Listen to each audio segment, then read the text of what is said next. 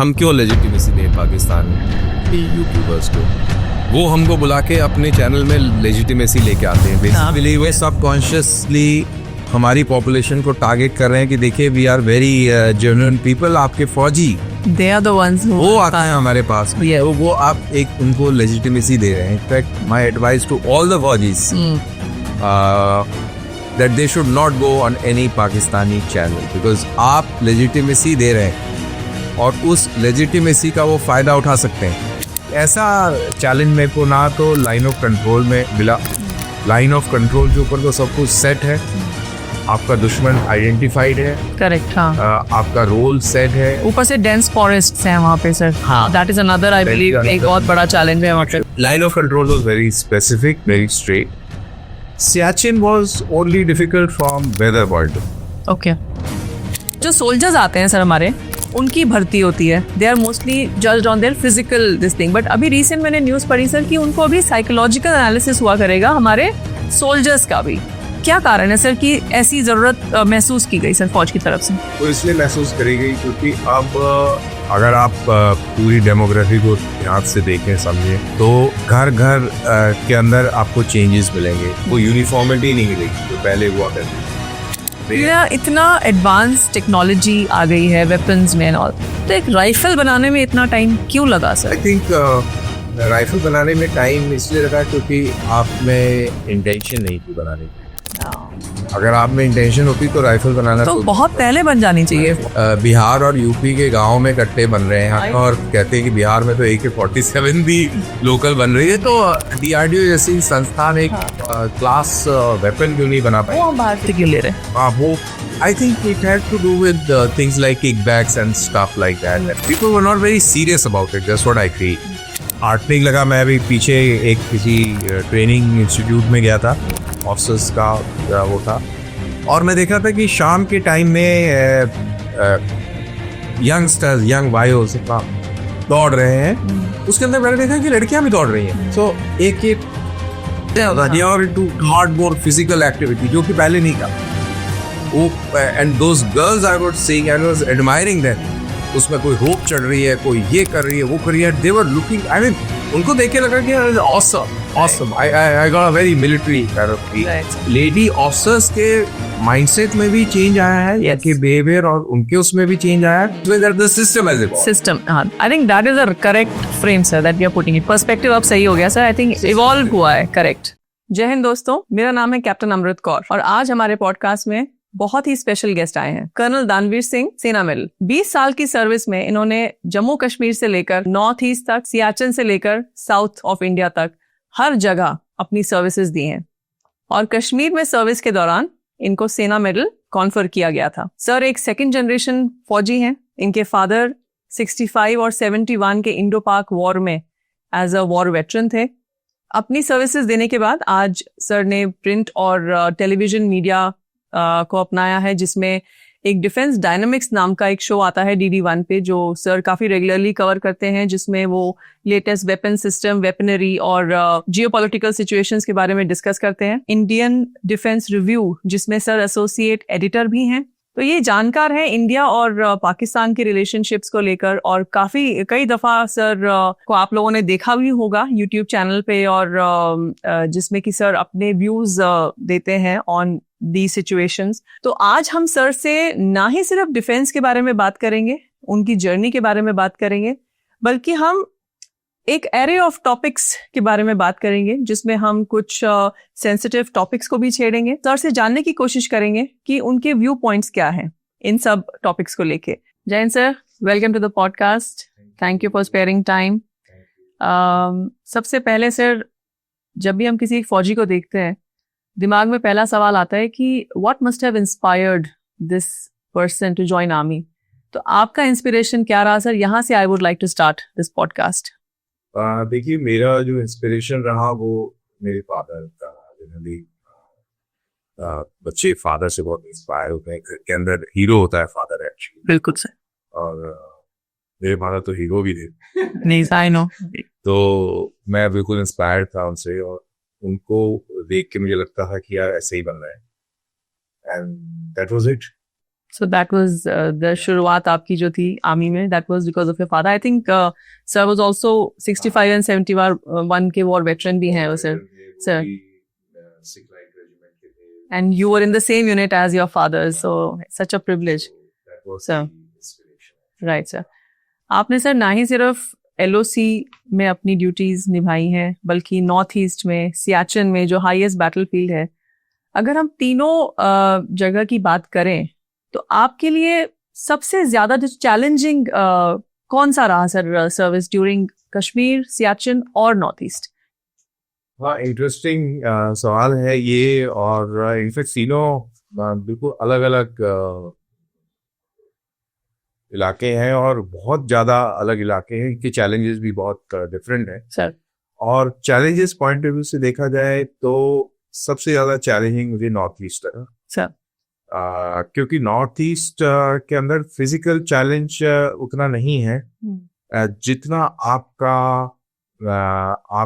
आपकी जो other skills हैं वो बहुत इंपॉर्टेंट है। अदर स्किल्स से मेरा मतलब है जो आपका लोकल्स के साथ में इंटरेक्शन है और एडमिनिस्ट्रेशन के साथ में इंटरेक्शन है, जुडिशरी के साथ में इंटरेक्शन है, वो बहुत ही मेजर रोल प्ले करता है आपके नॉर्थ ईस्ट के माहौल के हिसाब से। मैं ये इसलिए बोल रहा हूँ क्योंकि वो एक ऐसा इलाका था जहां पर एडमिनिस्ट्रेशन आपके खिलाफ था, लोकल पॉपुलेशन आपकी फ्रेंडली नहीं थी, जुडिशरी आपकी दोस्त नहीं थी, लोकल मीडिया आपको सपोर्ट नहीं कराने के लिए बिल्कुल हमेशा तत्पर था जी।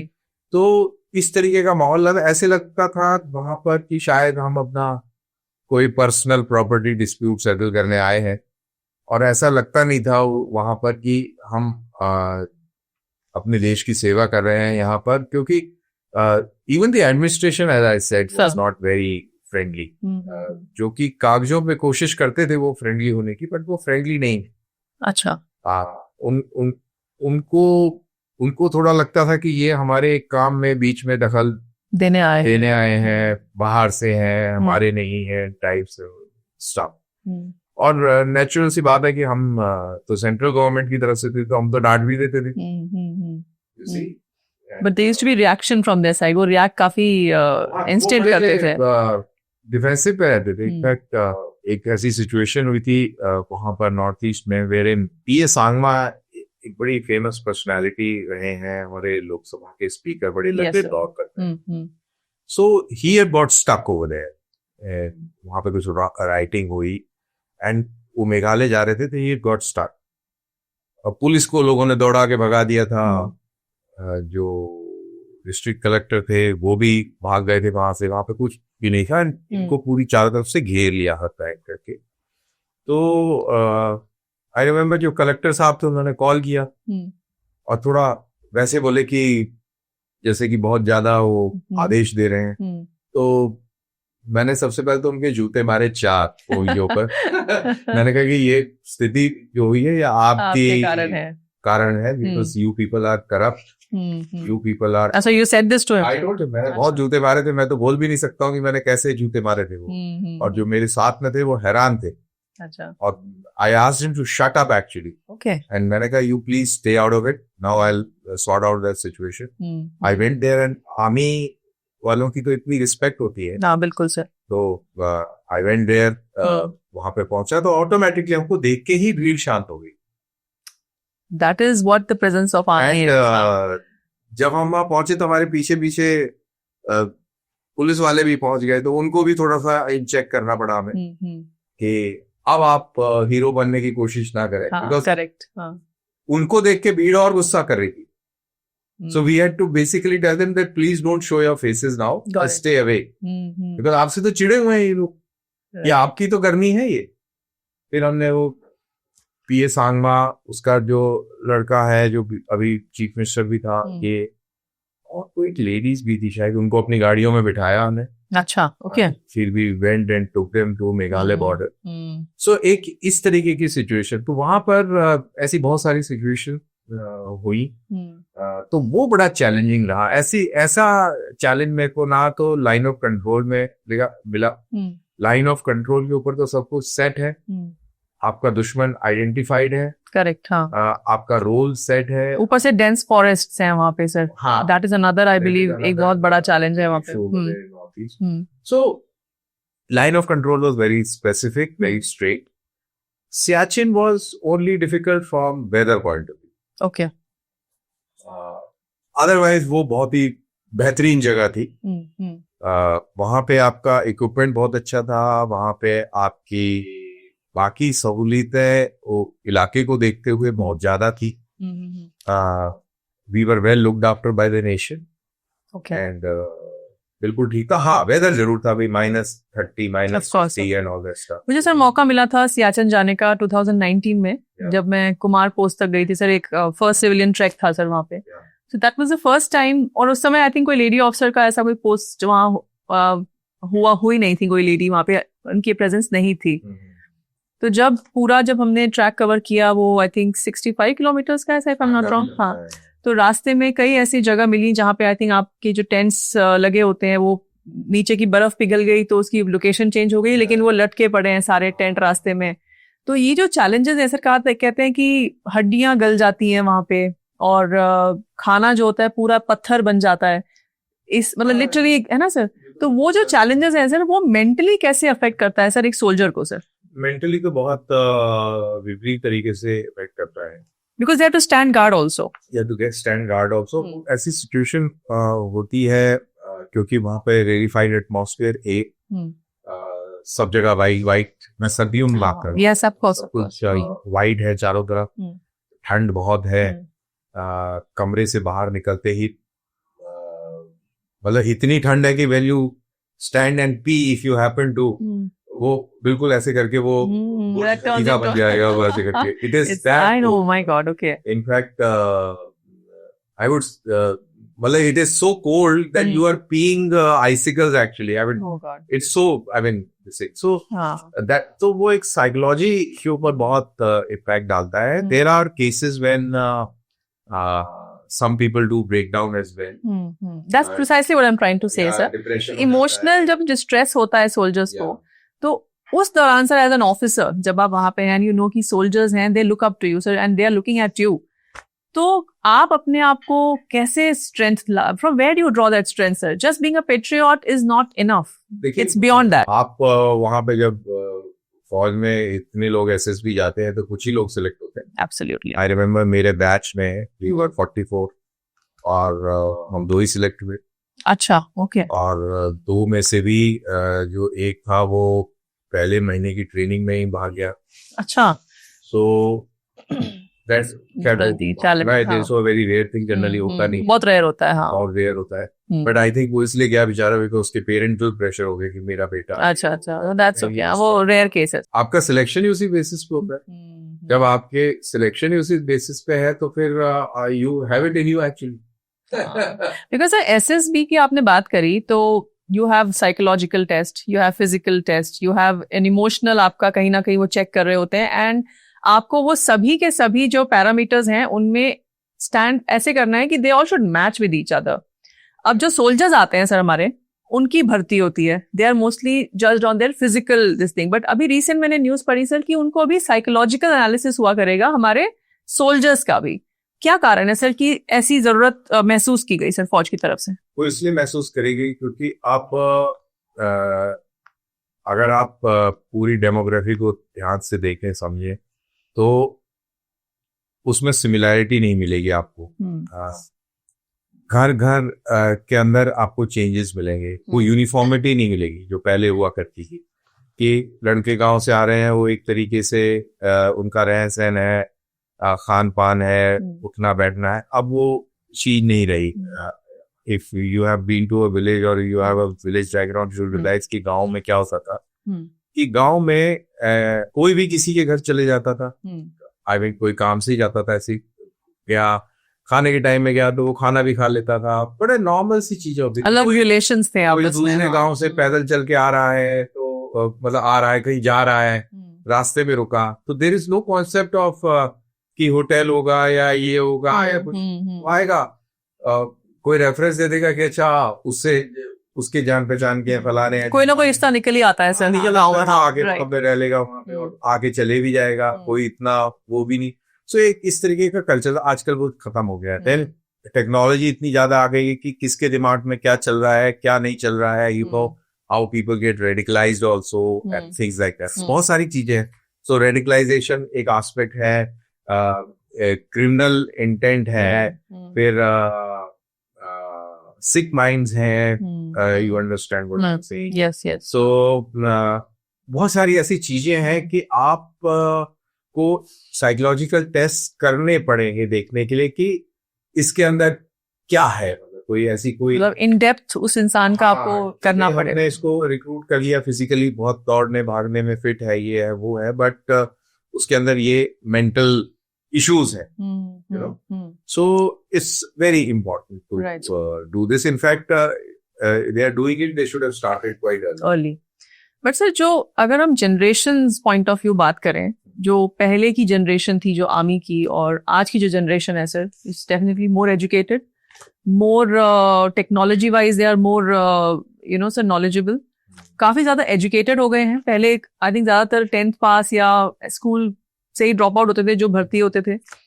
तो ये जो डिफरेंस आया है sir, so and then you have a commanding officer and you have officers जिसके अंडर आपके जवान and they have to follow your instructions. But अब जो नई जनरेशन ऑफ जवान्स आ रही है, उनका जो एक तालमेल है sir with the officers, they are also educated and so are our officers. Definitely there is a difference of you know bringing up और other things. How do you look at this transition sir? जो मेरा interaction रहा है, I still interact with people, मेरे ख्याल से this transition इसको, पहले क्या होता था कि जवान इतना पढ़ा लिखा नहीं होता था और army has always been technologically intensive, बहुत हाई एंड टेक्नोलॉजी होती थी आर्मी के अंदर, हमेशा से रही है। जो कंपैरेटिवली सिविल के अंदर टेक्नोलॉजी जो देखने को मिलेगी उससे कहीं गुना ज्यादा आप टेक्नोलॉजी देखेंगे फौज में। Correct sir. चाहे वो रेडार्स हो, चाहे वो थर्मल इमेजर्स हो, चाहे वो कम्युनिकेशन इक्विपमेंट हो, HF कम्युनिकेशन है, सैटेलाइट कम्युनिकेशन है, एक्सप्लोजिव्स हो, वेपनरी हो, यू नेम इट, एंड बहुत ही जबरदस्त टेक्नोलॉजी आपको मिलेगी। तो पहले ये एक बहुत बड़ा इशू होता था क्योंकि वो एजुकेटेड नहीं था, तो उसको टेक्नोलॉजी के साथ ओरिएंट करना एक बहुत बड़ा चैलेंज होता था, बहुत बड़ा चैलेंज होता था। एंड रफ हैंडलिंग भी करते थे जवान इक्विपमेंट को, भी उसकी समझ नहीं थी। आज मैं देखता हूँ when I visit my unit and when I see, मैं तो सिख यूनिट से, तो हमारे सरदार जी वो पिट्ठू में छोटा सा ड्रोन लेके चलते हैं, कड़ाकर से निकाले के ड्रोन फ्लाई करेंगे और पूरा इलाका स्कैन कर लेंगे। So that's the advancement है. They are more technology friendly. So जो कम्युनिकेशन ऑफिसर और जवान के बीच में है वो बेटर हो गया है बिकॉज ऑफ वो जो गैप था वो कवर हो गया, कम हो गया। ओके। दूसरा चैलेंज जो है अदरवाइज वो ये है कि अब जो जवान आ रहे हैं वो भी एक ओपिनियन लेके आ रहे हैं, उनके पास में इंफॉर्मेशन है, नॉलेजेबल। तो आपको आपका जो एज एन ऑफिसर जो चैलेंज जो बढ़ा है वो ये है कि आपको लीड बाय एग्जाम्पल, वो तो पहले भी करते थे, लेकिन lead by example and always be ahead, you to stay 2 steps ahead of them। यानी कि टेक्नोलॉजी उसको भी आती है तो तुम्हें उससे ज्यादा आनी चाहिए कि उसको इश्यूज को रिजॉल्व करने के लिए आपके पास में ज्यादा नॉलेज होनी चाहिए। So I think that's the challenge, but system evolves and उसी हिसाब से the officers are always they have to that's true, the organization evolve, they train the officers। क्योंकि सर अभी wars जो है I think man to man are less, it is more about technologies, how advanced you are as a country, because जो warfares are moving to AI, they are moving to different space technology पे war हो रही है sir. तो ये जो एक change आया है, like Kargil war was in 99, उस दौरान सर हमने सबसे पहले देखा था Bofors guns which became like a rage and amongst the youth also. तो तब से लेकर अब तक it's been just about I would say close to 30 years। जो इवॉल्व हुआ है सर हमारा वेपन सिस्टम और जो हमारे जो सोल्जर्स के माइंडसेट, इसमें आप क्या डिफरेंस देखते हो sir since 99 to today? What is the thing in your understanding sir? देखिए, एक तो बहुत सारी चीजें मिनिएचराइज हो गई। उस जमाने में इलेक्ट्रिसिटी के लिए जनरेटर चलाने पड़ते थे। जनरेटर्स आवाज करते थे तो वो दिन में ही चलते थे, रात में बंद रहते थे। दीवे चलते थे, दीवे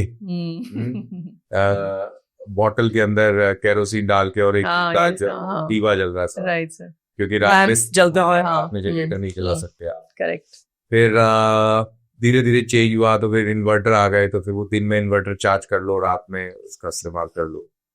अब सोलर चार्जिंग है, टेक्नोलॉजी इंप्रूव हो गई है, बैटरी साइजेस छोटे हो गए हैं, तो that is one change that has come. Right sir. जब मैं यंगस्टर था तो हमारे पास में थर्मल इमेजर्स आए थे। हमारे पास में लोस भी था, पर चीजें थी।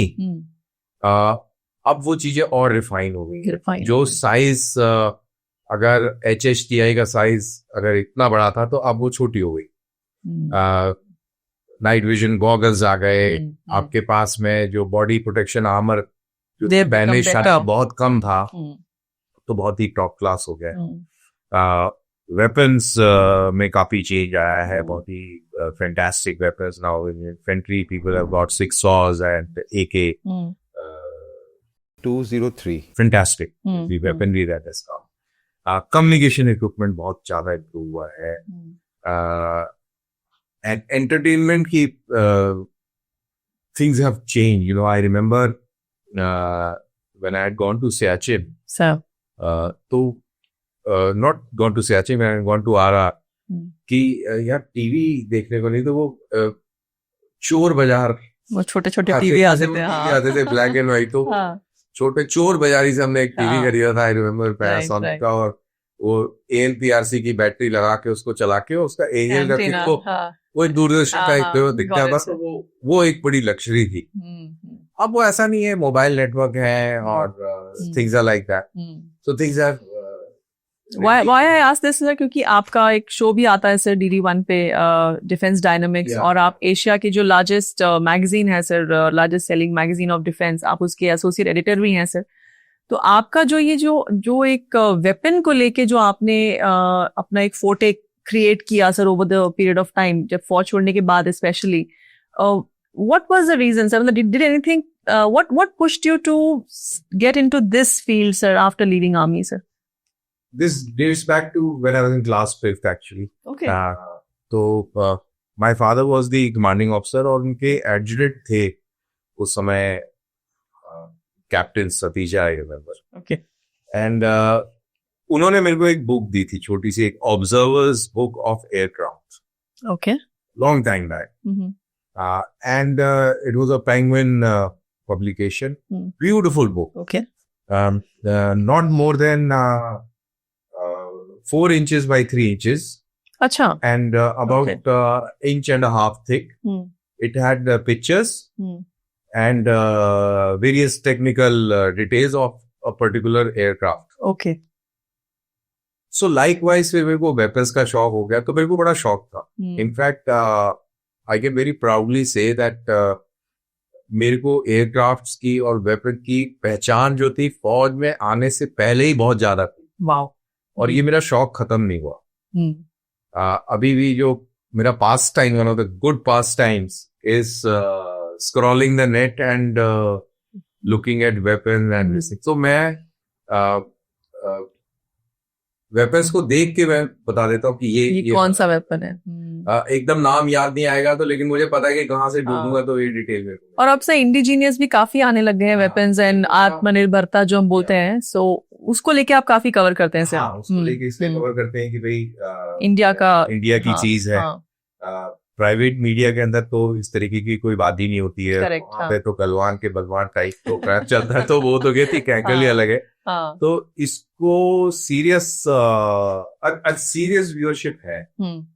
Yes sir, it does have, yes sir. In fact, I'm an ardent viewer, sir, of your defense. Yes, बिल्कुल sir. देखता हूँ कि जो मेरे जो वीडियोस अपलोड होते हैं, sir. lot of civilians, you know, they are Inquisitive about. and कहीं छोटी मोटी गलती अगर हम लोगों से हो जाती है तो उसको पॉइंट आउट करते हैं. That's really very heartening.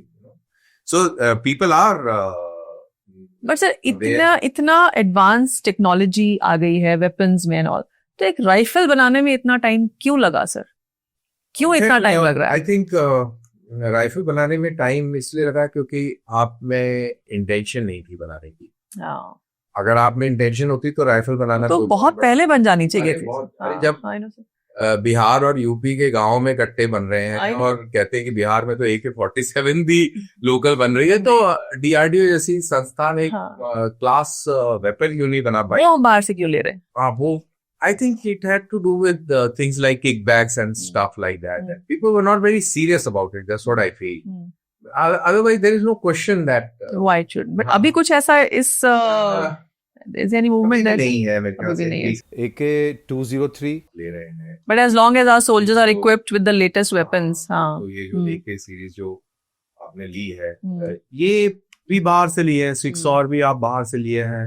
आपने आपने इंसास बनाई थी, लेकिन इंसास बनाने के बाद आप वहीं बैठे रहे. आप हर साल उसका एक नया वर्जन निकालते, उसमें आप उसको इम्प्रूव करते करते अगर आप उसी में ही चलते रहते एवरी आज आपके पास आपको जरूरत नहीं होती स्मॉल आर्म्स या आप स्मॉल आर्म एक्सपोर्ट कर रहे होते, जबकि हम बड़े बड़े वेपनरी सिस्टम्स एक्सपोर्ट कर रहे हैं आज के डेट में. कर दिया है सर. हाँ सर. तो ये नहीं कर सकते थे, कोई बड़ा काम नहीं था. इसको आप बना के आपने बेसिक बना के आप प्राइवेट सेक्टर को देते, प्राइवेट सेक्टर इसको बनाता, नो हाउ देते, आप अपनी जो फैसिलिटीज हैं उसको सिविलियन साइंटिस्ट के लिए ओपन करते. You have to support. वो आके आपके इंस्टीट्यूट में आके रिसर्च करता, चीज बनाता. It was possible. It was absolutely possible. It is very sad and shameful that. Yes sir. Sir आपने अभी बीच में एक वर्ड यूज किया, private media. So the reason I come to this topic is sir, जैसे जब हम officers Indian army या डिफेंस फोर्सेस से रिटायर होते हैं तो काफी सारे ऑप्शंस हमारे पास ओपन हैं, एंड कोई लोग MNC ज्वाइन करना पसंद करते हैं और कुछ अपना खुद का बिजनेस स्टार्ट करते हैं. और कई आजकल जो लेटेस्ट ट्रेंड है, कई ऐसे ऑफिसर्स जिन्होंने अपना YouTube चैनल खोला हुआ है, और कुछ ऐसे हैं जिन्होंने आई थिंक SSB को रिलेटेड सोल्जर्स को तैयार कर रहे हैं अपने तो माय क्वेश्चन है सर कि आर्मी एंड मीडिया, हमें बोला जाता है कि आप टोटली ए पॉलिटिकल ऑर्गेनाइजेशन है और मीडिया से आपका कोई वास्ता है नहीं. लेकिन आज की बदलती जो एक जो भी आज हमारा जियोपॉलिटिकल सिचुएशन कह लीजिए, या फिर जो बदल रहा है हमारा समय, उसके बाद सर आज हमारे ऑफिसर्स का मीडिया में प्रेजेंस, आप उसे कैसे देखते हैं सर? एंड इसी के again next question to this will be, following question is कि व्हाट डू यू सजेस्ट और व्हाट इज योर ओपिनियन कि कितना हमें अपने आप को ओपन करना चाहिए, या और we can just go out there and speak? देखिए 2-3 चीजें हैं इसमें. फर्स्टली टेलीविजन में बहुत सारे लोग आने लगे हैं, और जो चीज से आपत्ति है मेरे को वो ये है कि प्लेइंग टू द गैलरी. ये एक चैनल का मुझे याद है जहाँ पर बहुत सारे फौजी उठाके और चीखना चिल्लाना और ये तो आई हैड गॉन देयर, और इंडिया के बहुत बड़े एक्टर उसको होस्ट कर रहे थे. आई रिमेम्बर उसमें के 10-11 फौजी बैठे. और क्रिसमस ट्री बने हुए थे. हाँ, पता नहीं कितने बिल्ले टोपियां, पता नहीं क्या. मेरे को कार्टून लग रहे थे वो एकदम वहां पे. और वो मुर्गे लड़ा रहा था, और आप अपना दिमाग इस्तेमाल ना करें क्योंकि भाई आपको टीवी पे आना है, तो जैसा वो चाह रहे हैं आप उसी तरीके की अकॉर्डिंगली बिहेविंग तोतेबाजी कर रहे हैं. तो और अपने मतलब ये वाला आलम था कि कौन पहले बोल देगा टाइप्स. और सब बुड्ढे बुड्ढे बैठे हुए हैं, नौकरियां करके आए हैं. तो आई रिमेम्बर मैं उधर गया, और मैं भी एक साइड में बैठ गया कोने में, और मैंने ये देखा तमाशा. तो मेरे को लगा कि यार इसमें मेरे को पसंद नहीं आया. और मैं आधे घंटे के लिए मेरे को बुलाया था, तो मैं आधे घंटे पूरा बैठा। आधे घंटे के बाद मैंने अपना वहाँ निकाला और निकल लिए। और उठ के, और वो मेरे को रोकता रहा। वो मैं कहा भाई आधे घंटे की बात नहीं थी, कहते अभी तो I would ask anything from you, जो ब्रेक बीच में हुआ। मैं कहा that's your problem, true, that's not my problem. Absolutely, हाँ। तो मैं बाहर आ गया। फिर उसके बाद में वो पूरी टी, अरे सर ये वो, मैं कहा नहीं भाई आधे घंटे की बात हुई थी, I am not dying to say this thing. So मेरे को ये है कि आप अपना तमाशा ना बनवाएं। यस, आप वहां बैठ के तमाशा ना बनवाएं। आप एंकर प्लीजिंग या प्लीजिंग ना करें। आप अपने दिमाग का इस्तेमाल करें। आप जिस चीज के लिए जिसके लिए आपको रिस्पेक्ट है, उस तरीके से आप बिहेव करें। एक डेकोरम मेंटेन करें।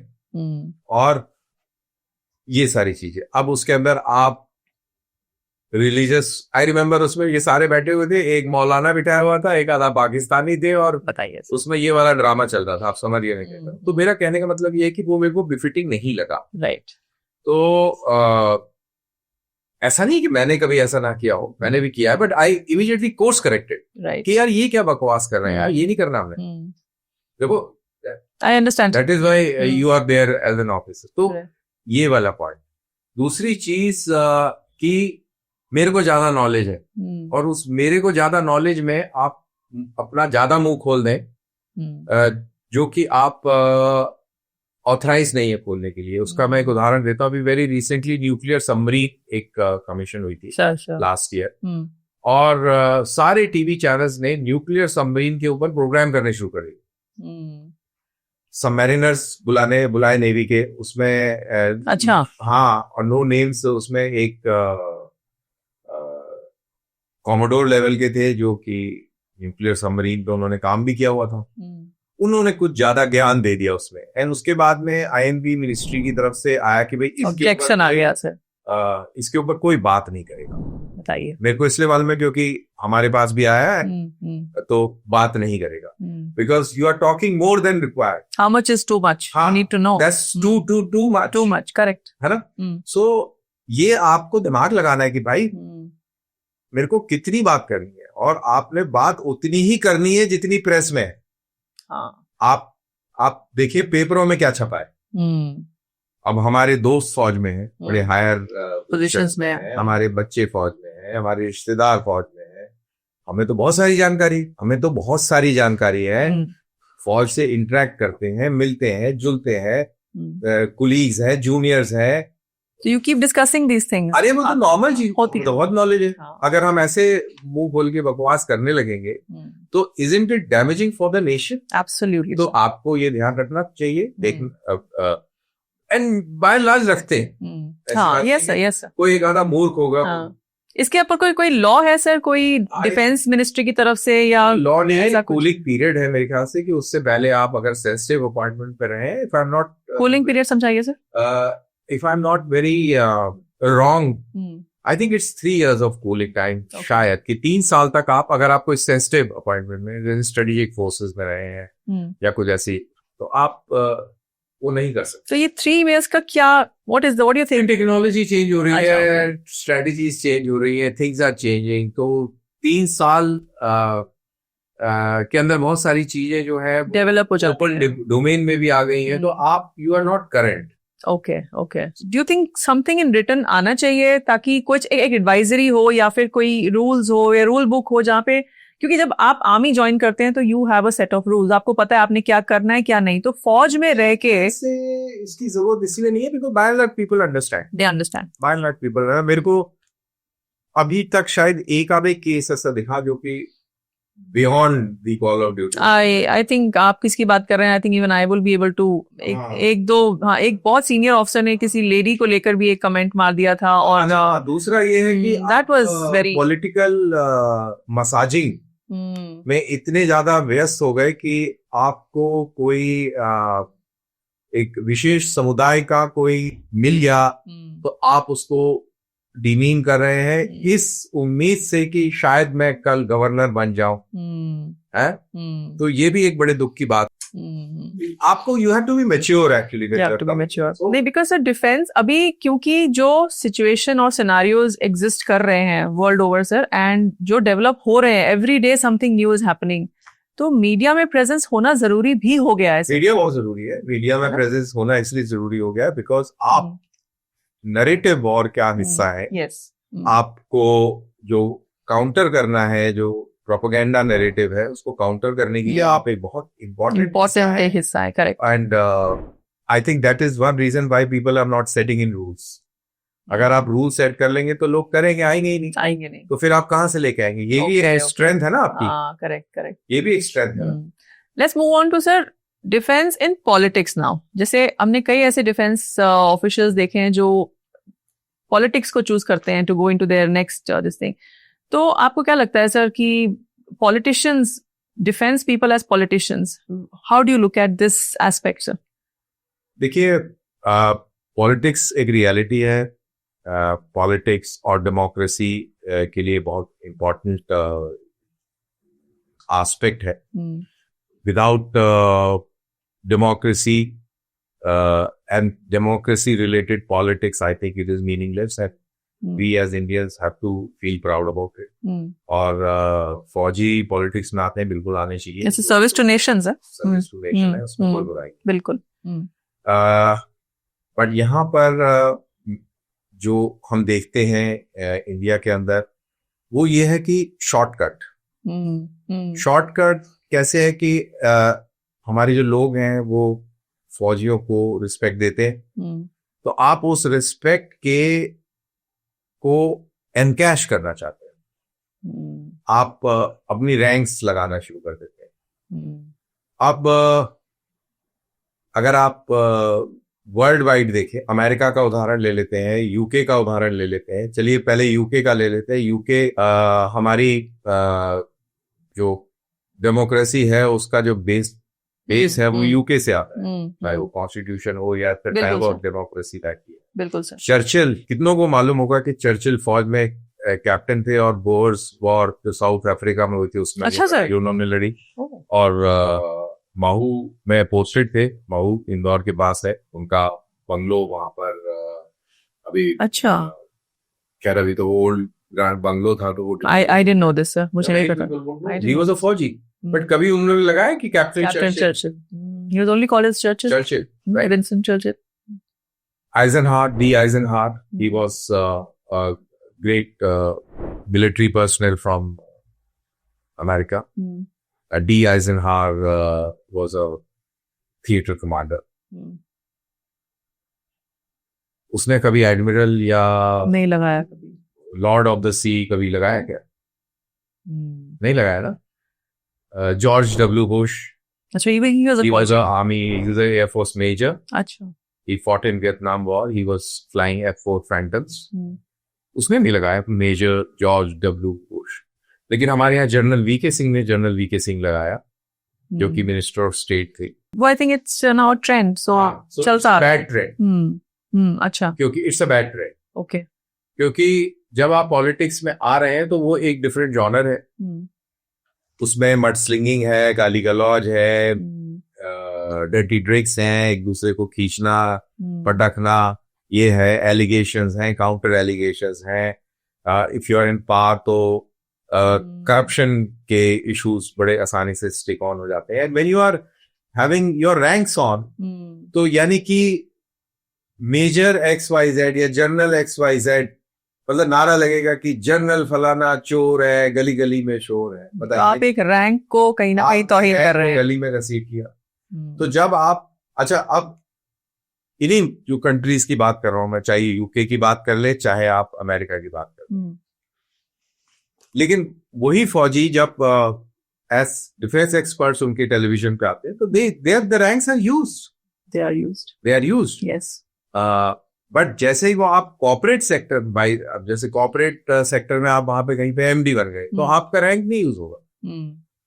आपका रैंक यूज होगा सोशल सर्कल्स में यूज कर लेंगे आउट ऑफ आपका रिस्पेक्ट, नाम ओनली नेम इज यूज्ड, हाँ। हाँ करेक्ट। या आप टेलीविजन पे एज डिफेंस एक्सपर्ट जा रहे हैं, तो आपका नाम यूज हो जाएगा।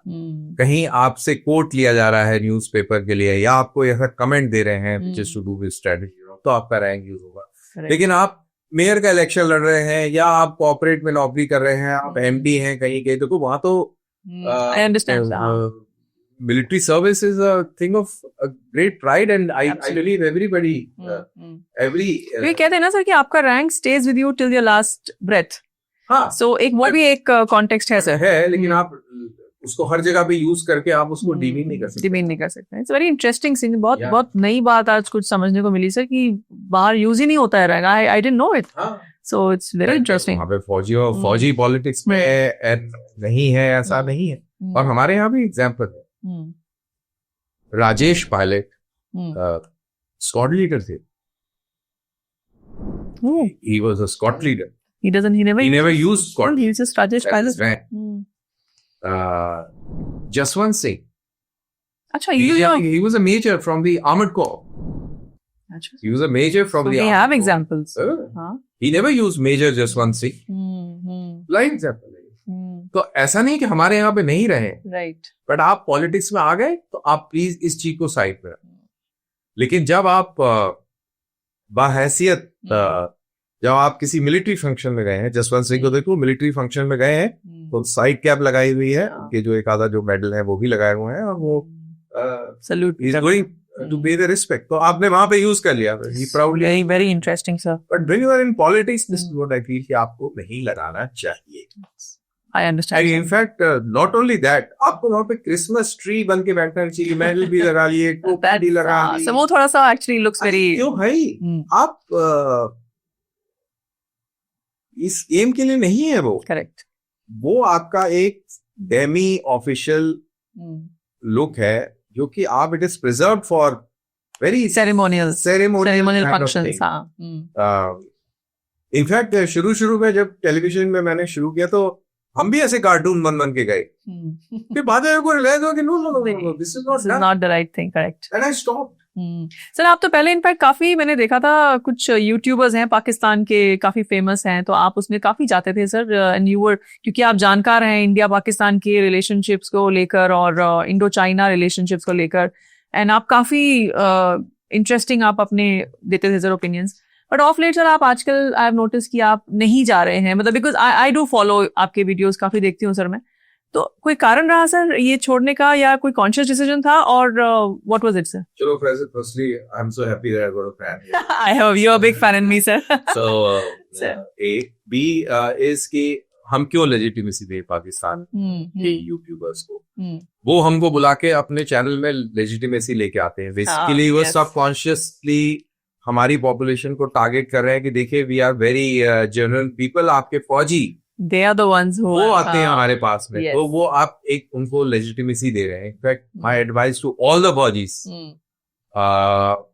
that they should not go on any Pakistani channel, because आप लेजिटिमेसी दे रहे हैं और उस लेजिटिमेसी का वो फायदा उठा सकते हैं। कैसे उठाते हैं?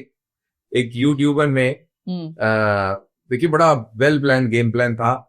इमरान खान को वहां की जो military, all governments are military only, चाहे बैक एंड हो चाहे फ्रंट एंड हो, तो बैक एंड मिलिट्री गवर्नमेंट ने उसको बैन कर दिया कि इनको नहीं दिखाया जाएगा टीवी पे। बट वहां पे सबसे बड़ी प्रॉब्लम थी कि इमरान खान को इंडियन टेलीविजन बहुत दिखाता था।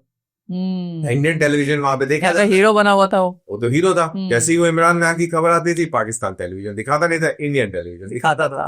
तो एक बहुत ही मशहूर यूट्यूबर ने, आज जलसा है, उसने रात में या पता नहीं कभी एक ब्रेक कर दी कि दाऊद इब्राहिम मारा गया। हाँ, I remember that. Dawood Ibrahim मारा गया तो पूरा इंडियन मीडिया उस दिन दाऊद इब्राहिम के आगे पीछे पागल रहा और इमरान खान को भूल गया। देखिए सर, तो इमरान खान भूल गए क्योंकि उसमें मुद्दा किसका सेट हुआ? पाकिस्तान आर्मी का सेट हुआ, आईएसआई का सेट हुआ। वो नहीं चाहते थे।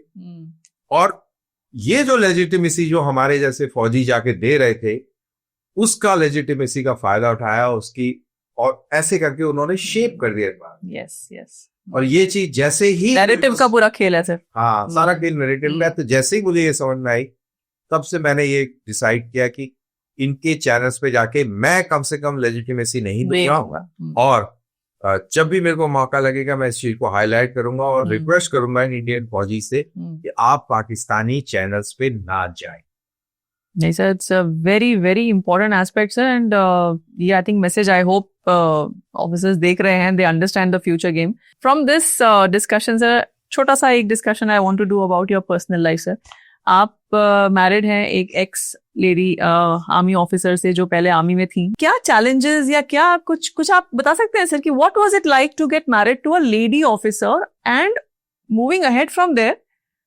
आज की डेट में लेडी ऑफिसर्स की प्रेजेंस धीरे धीरे बढ़ रही है, although still we are minorities in a way, लेकिन आज परमानेंट कमीशन मिल गया है और कमांडिंग ऑफिसर्स के रोल पे lady officers they are sitting in the chairs of commanding officer and जो प्रोग्रेस हुआ है, तो ये जो प्रोग्रेस है सर, तो उस समय के चैलेंजेस क्या थे जब आप मैम से मैरिड थे सर, तो उनकी पोस्टिंग के time and you must have had kids then, तो कुछ उसके बारे में बताइए सर। देखिए, जब लेट 90s की कहानी है, वहां पे उस समय माइंडसेट, मेल माइंडसेट भी थोड़ा डिफरेंट था, और if you compare, not comparing the two mindset, आज का जो यंगस्टर है वो लेडी कॉमनली सी बड़ी नॉर्मल सी चीज है वो। एक चैलेंज था, मेल ईगो बहुत चैलेंज होती थी, क्या ये तो हम हमारे 12 डोमेन है ऐसे। सो एक क्लैश था, जो रियलिटी थी और जो आपका माइंडसेट था उसके अंदर क्लैश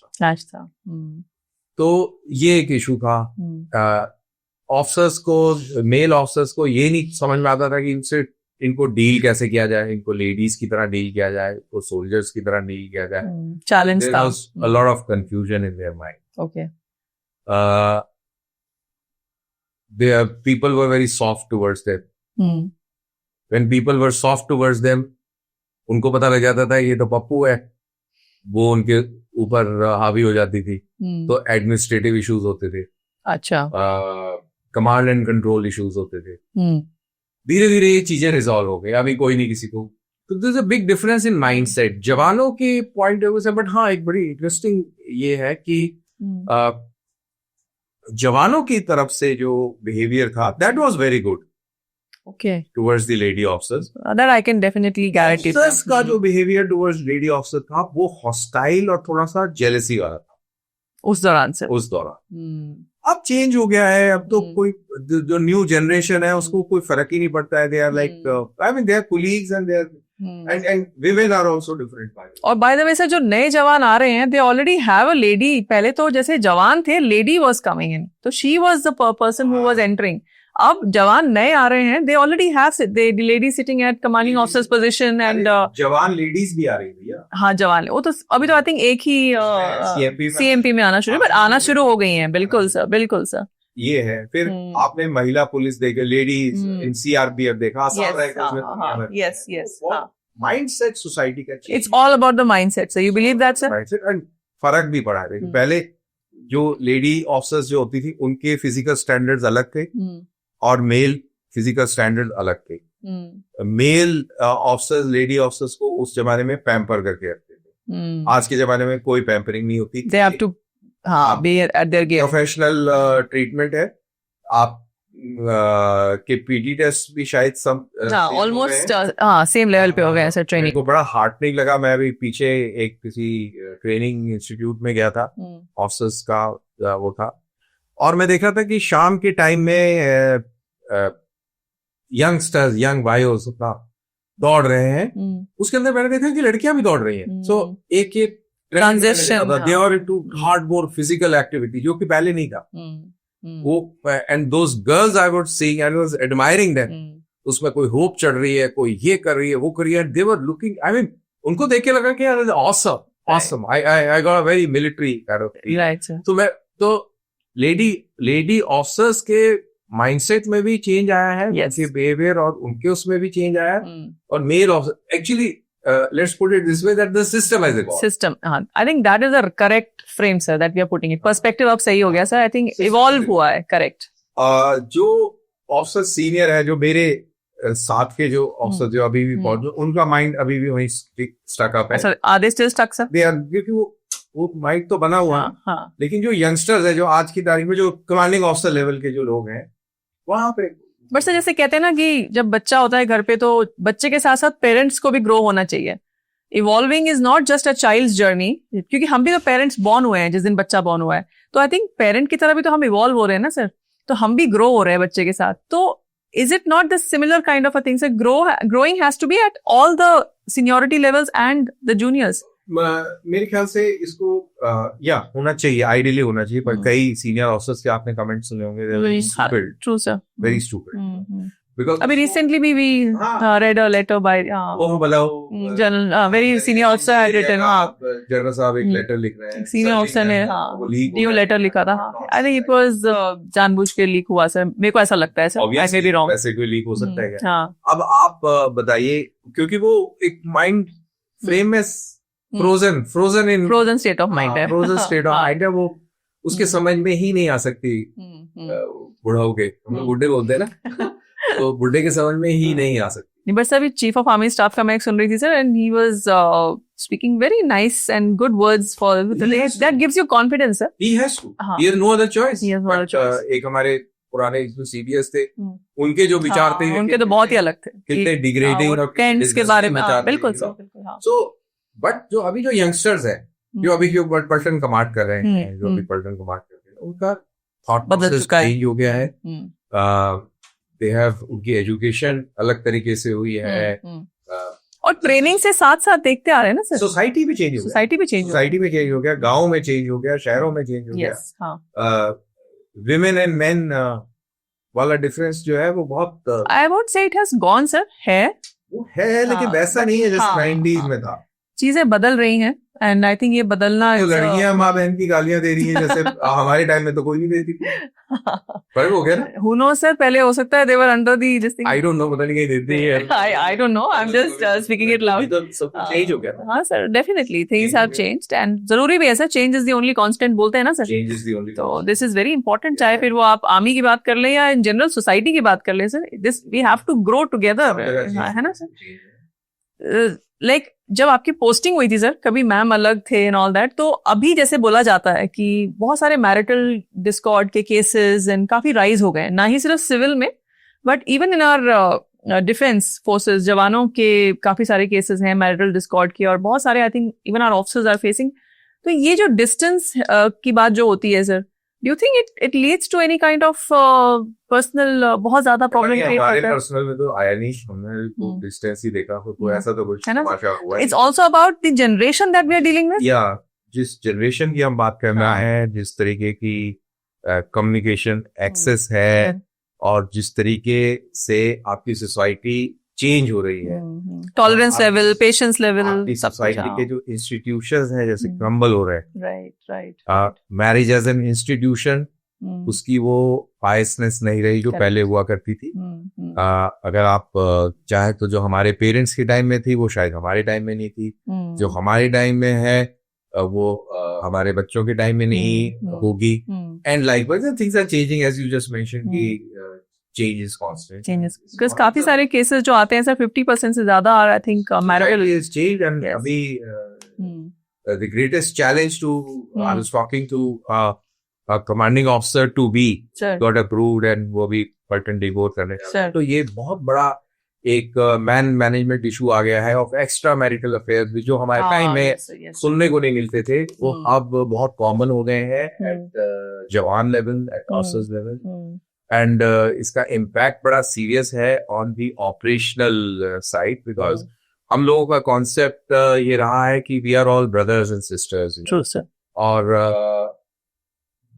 एक हमारे यहाँ पे और अभी भी है stealing brother officers, that is how they term it, court martial offence, अभी भी है वो, तो उसका रीजन यही है कि आप कोई इनसिक्योरिटी नहीं है कि साला मैं फील्ड में हूँ तो मेरी वाइफ है, उस पर कोई पीछे लाइन मार रहा है करके टाइप, और उस टाइप कर रहा हूँ, तो अब ये वाले एंगल शुरू हो गए हैं, बहुत कॉमन हो गए हैं, unfortunately I am very sad, और फौज इज नथिंग बट एक आईना है, it's a mirror of the society. True, sir. So you are seeing this drama in the society. जिसको देखो, जहां देखो, वहां पे आप कुछ ना कुछ कहानी देख रहे हैं. I know, sir. So all these factors are there.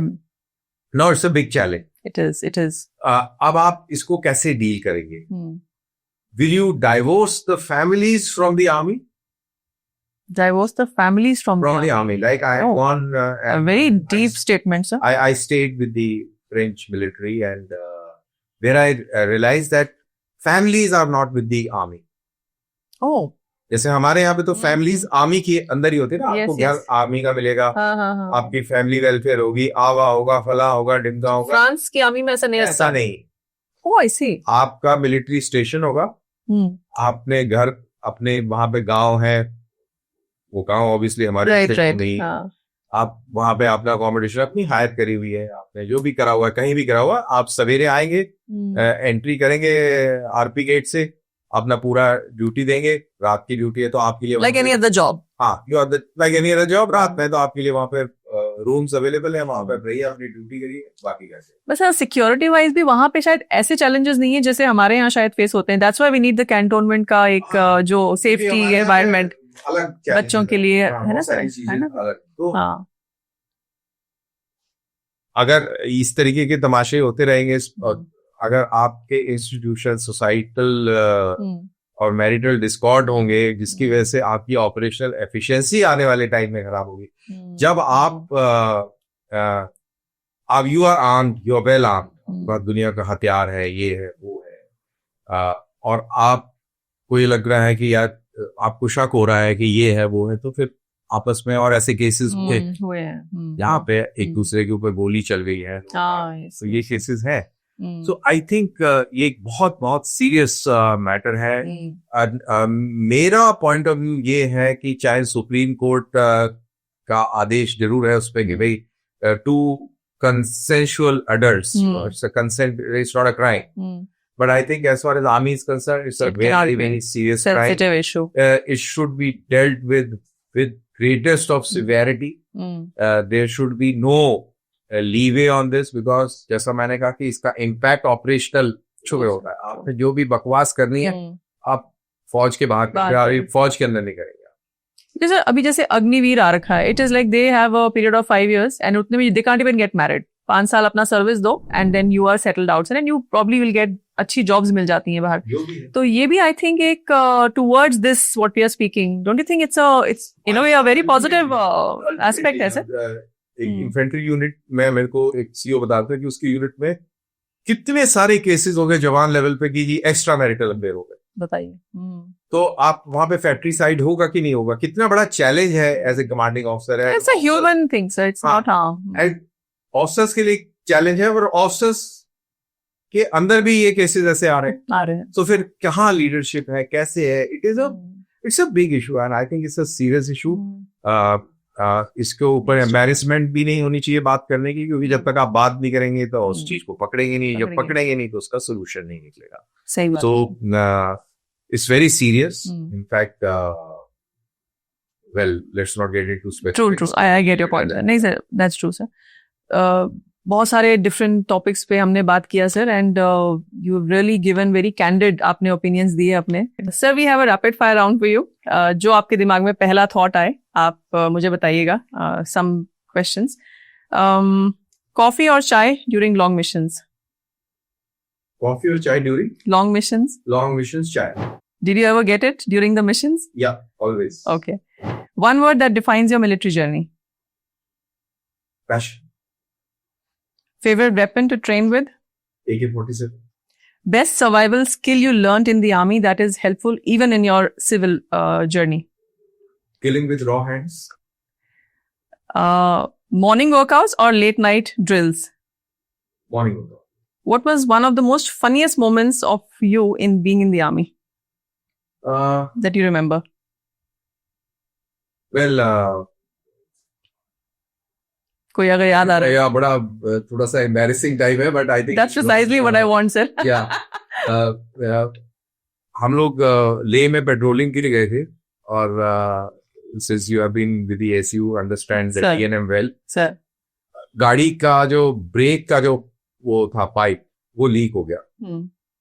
वो लीक हो गया तो ब्रेक ना लगे, तो हाइड्रोलिक ब्रेक्स होते हैं ना, ब्रेक का इशू, जैसे ही वो ब्रेक दबाए तो वो हाइड्रोलिक फ्लूइड निकले। तो we had gone to Anila Pass on the line of Okay, actual control. okay. और तो ये 2.5 टन जो थी हमारी नीचे बेस तक थी, फिर पैदल गए थे। तो पैदल करके हम वापस आए तो ड्राइवर ने कहा कि भाई साहब ये प्रॉब्लम आ रही है, आपा हुन किवें करना है।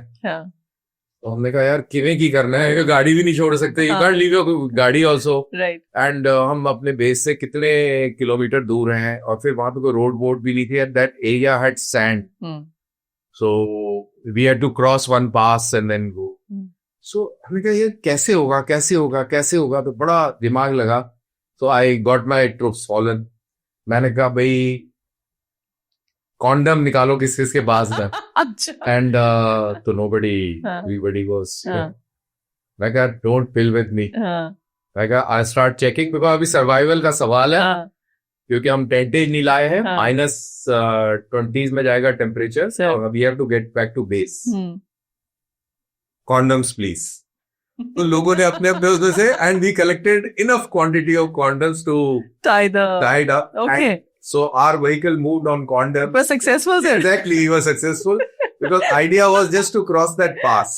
Yes, sir. So what happened was that because of those thing, जो fluid का leakage जो था वो control में था। एक बार जब हम top को पास पहुंच गए थे, just rolling down.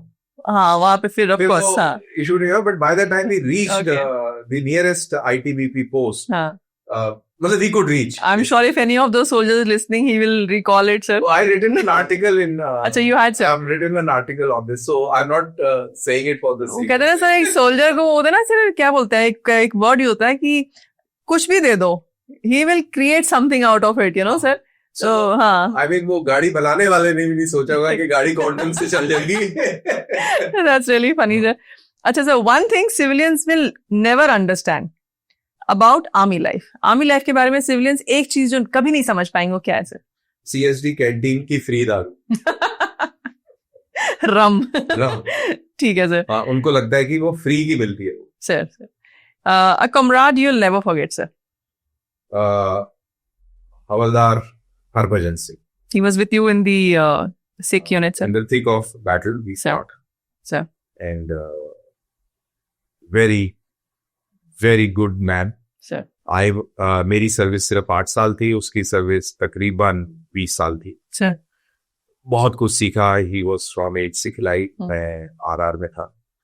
और प्रैक्टिकल एक्सपीरियंस, देखो ऑपरेशंस वगैरह ये प्रैक्टिकल एक्सपीरियंसेस से बहुत आते हैं. और प्रैक्टिकल एक्सपीरियंस का ज्यादा था. बहुत कुछ सीखा. हमने बहुत क्लोज क्वार्टर कॉम्बैट भी लड़ी. And what great guy he was. This reminds me of that movie, sir. लक्ष्य में जब they are showing Hrithik Roshan जब जा रहा होता है, तो उनके जो SM साहब आते हैं, वो बोलते हैं कि सर एक बार जब आप पाकिस्तानी जाते हैं, फिर मुड़ के आता है, एंड प्रैक्टिकली वो वहां दिखाते हैं कि होता है. So that is experience, I think, what was experience, है ना? बहुत. तो Harbhajan Singh, I will say that I owe my life also to him. Because, we learned a lot from him, and बेचारा सुपरसीडेड था, पेंशन जाने वाला था, बट वो अंदर का जज्बा वही था सर. बट जज्बा वही. क्या, what a great guy. How lovely, sir. In fact, a few days back, I wanted to find him. I was trying to find him. अच्छा. किसी से बात और कि बहुत बुजुर्ग हो गया. Must be, sir. Must be. काफी टाइम भी हो चुका है सर इस चीज को. Sir, if not army, what would have you been doing today? आज आप क्या कर रहे होते सर, अगर आर्मी ना ज्वाइन की होती आपने तो? I don't know, ये सवाल मेरे पास कभी आया ही नहीं है ना सर? I never thought. और आपने कहा 5th स्टैंडर्ड में आपको मोटिवेशन मिल चुका था वेपन्स का, बट इफ नॉट आर्मी कहाँ होते सर आप आज? पता नहीं मैं कहाँ होता. मैंने कभी ये सोचा ही नहीं. बट आर्मी बहुत जरिया मैं आपसे मिली सर, तो आई थिंक आज हम यहाँ तो नहीं बैठे होते सर. बिल्कुल किसी हालत में नहीं बैठे होते सर. 2 सॉन्ग और हैं sir. Ever fallen asleep during a mission? किसी मिशन के तरह कोई आपको नींद आ रही हो, झपकी लग गई हो? हाँ, ऐसी कई बार हुआ जब आप लॉन्ग एम्बुशेस में गए हैं, तो आपको नींद आ जाती है. बिकॉज मैं कुछ दिन पहले सुन रही थी कि एक बहुत ही फेमस एजेंट कोई है सर, वो I don't want to name him, तो ही वाज टॉकिंग अबाउट कि एक पोजीशन में आप कितने लंबे टाइम तक रह सकते हैं, you know, as a sniper और whatever. I think his claim was about beyond 24 hours, 36 hours, ऐसे कुछ था. Is it possible, sir? All Practically, that is bullshit. sir. You can't stay in one position for such a long And I time. say, you have nature's call. You have 10 things to do. बहुत है ना, सारी sir? चीजें होती हैं। Not possible. Uh, तो झपकी लग सकती है सर मिशन के टाइम पे. बिल्कुल लग सकती है because suddenly you have a खुजली in your ass, so what will you do? You will have to You have to- yeah, so आ जाएंगे. Yes, Yeah. yes. एक बड़ा इंटरेस्टिंग हम्म। एग्जाम्पल मैं आपको यहाँ पे देता हूँ. क्या हुआ कि me and my buddy Sir, we had gone across the line of control sir. and we had gone to keep an area under observation. Okay. और वो कैमोफ्लाज वो गैली सूट हम्म. वो पहन के गए हुए थे, बिल्कुल मर्जिंग, मतलब आपको झाड़ी में और हमें कोई पता नहीं लगेगा कि क्या फर्क है. And Pakistani post was just there. वो लोग आपस में क्या बातें कर रहे हैं वो हमें सुनाई दे रही है. We so close and this thing, we are very very close. और वो कितना उधर उनका संतरी ऐसे ऐसे करके देख रहा है, वो हमारी तरफ भी देख रहा है, उसको पता ही नहीं चल रहा कि यहाँ बैठे हुए हैं. बैठे हुए. तो अगर हवा चलती थी तो पेड़ों के मूवमेंट होता तो हम भी थोड़ा सा मूवमेंट कर लेते थे. दैट टाइम तो मतलब मूवमेंट तो आप स्टिल तो नहीं बैठ सकते. Can't sit still. हाँ. एंड गर्मियों के दिन थे तो आई वॉज सिटिंग थोड़ा सा ऐसे लाइंग डाउन ऐसे करके, तो पैर पे पैर रखा और ऐसे हाँ, करके पसीना भी आता था. अंदर एक स्नेक आया और पैर के अंदर से ऐसे करके ना, यहाँ से ऐसे स्नेक करके वैसे आई कुड सी वो जैसे टन सी Giving you that look. ऐसे करके मेरे को दिख भी रहा है तो कुछ भी नहीं, बस जरा क्यूट सा. I found snake was so You just slithered away. sir. ऐसे करके आगे निकल गया वो. तो that was this thing. But जैसे ही थोड़ा सा बादल या कुछ ऐसे आ जाए थोड़ा, तो ऑब्वियसली एक जगह पे बैठे रहते आप एक जगह बैठे रहेंगे तो आपका यू विल हैव अ सोर. Yes, yes, absolutely. पैर सो गया, हाँ. हाथ सो गया, Yes. ऐसे है ना सर? कि हम जी पता नहीं कितने ये तो मुझे वो सुन के थोड़ा awkward लगा था. एक और आजकल एक और ट्रेंड हो गया कि फौजी पॉडकास्ट में कर रहे हैं तो कुछ भी पेले जा रहे हैं. एक भाई साहब कह रहे हैं कि हमें 32 गोलियां लग गई. यार सिविलियन को इतना मूर्ख मत समझो भाई. उस Sir. बेचारे को 32 गोलियों पे तो टारगेट भी बदली करना पड़ता, छन्नी हो जाता भैया. और एक गोली का ट्रॉमा दुनिया पूरी जिंदगी लेके चलती है, वो ठीक नहीं होता है. और आपके जो लोग देख रहे हैं, एक गोली जब आगे लगती है तो एक छोटा सा होल होता है, पीछे इतना बड़ा गैप हो जाता है. का अगर बॉडी में 32 गोलियां लगेंगी तो चलने क्या वाला है. बचेगा भैया, क्या बचेगा? तो ये सारी जो कहानियां जो फौजी भाई भी सुनाते हैं वो कमाल की सुना देते हैं. कई बार they get carried away. They get carried away. Yeah. Last two questions, sir. एक आर्मी एक मैन को सिविलियन मैन से जब हम डिफरेंशिएट करते हैं तो डेफिनेटली वो स्टैंड आउट होता है सर ग्राउंड में. आपके हिसाब से वो क्या चीज है सर जो एक आर्मी मैन में है जो स्टैंड आउट होती है when he is in a group of people जो शायद आर्मी से बिलोंग ना करते हो? एक तो जब हम बात करते हैं ना सर, तो जो हम बात करते हैं वो हम एक्चुअल में मीन भी करते हैं. वी मीन व्हाट वी से. हाँ, हम ऐसे क्योंकि हमारी ट्रेनिंग ऐसी, हम फालतू की बकवास नहीं करते. एंड वी से व्हाट वी मीन. हाँ, हाँ, अगर हम आई गेट योर पॉइंट. हाँ, हम वी आर नॉट पिलिंग अराउंड. हाँ, एक्सेप्शंस तो सब जगह होते हैं, मूर्ख होते हैं लोग, बट बाय एंड लार्ज हम लोग जो जैसा सोचते हैं वैसा बोलते हैं. लार्जली हमारा ऐसा था. और हम देखते हैं कि जो हमारे काउंटर पार्ट है वो अभी कुछ बोल रहा होगा, थोड़ी देर के बाद में वो आपको अभी ये बोल रहा था, ये क्या कर रहा है? अच्छा, ओके. तो इट क्लैशेस. Okay. दूसरी चीज जो मेरे को सबसे वो बहुत ही ज्यादा तकलीफ हो जाती है कि टाइमिंग का कोई लिहाज अता पता नहीं है. कोई अता पता नहीं है. कुछ बोल दो, गोली दे दो. झूठ तो ऐसे ही बोलते हैं कि at the drop of the hat. अच्छा, they're very, I mean, discipline is what you are saying. कहीं ना कहीं whether it is discipline or it is क्योंकि सर एक आर्मी वाला बंदा फौज से निकल सकता है बट कहते हैं कि फौज उसके अंदर से नहीं निकलती. माय फादर सर 37 इयर्स सर्व करके वो जब हुए आज भी सर 3:30-4 बजे उठ जाते हैं, 10 बजे ही इज स्लीपिंग. एंड मतलब मैं पूछती हूँ ही इज 80 नाउ. तो आई आस्क हिम कि पापा थोड़ा बहुत तो वेरिएशन लाइफ में. तो he is like now it's part of me, this is what I M, I could never change it. है ना variation हाँ, this is what it is. हाँ, so it does not go out. Right. कितना भी आप उसको adjust करने की कोशिश करें, आप जैसे मैं बहुत करता हूँ कोशिश. सर लास्ट क्वेश्चन सर, एक हॉलीवुड या बॉलीवुड मूवी जो क्लोजेस्ट आई है to show army as army is, आपके हिसाब से कोई आपकी मूवी है सर ऐसी फेवरेट?